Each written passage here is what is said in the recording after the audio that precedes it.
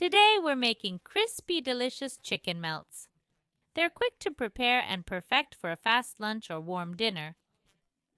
You'll find exact ingredient amounts in the video description. Season 1 chicken fillet with pepper, salt, sweet paprika, and a teaspoon of Kielecky delicatessen mustard.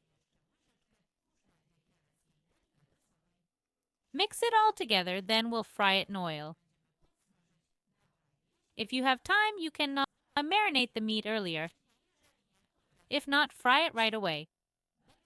Cut a French baguette in half, then layer on cheese slices, mozzarella or grated cheese.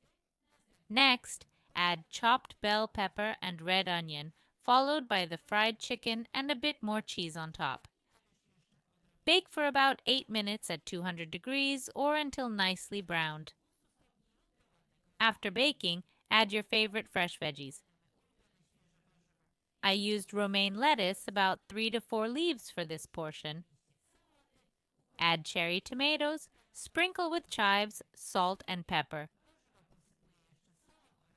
Finally, drizzle some Kielecky ketchup on top. Our melts are ready to serve.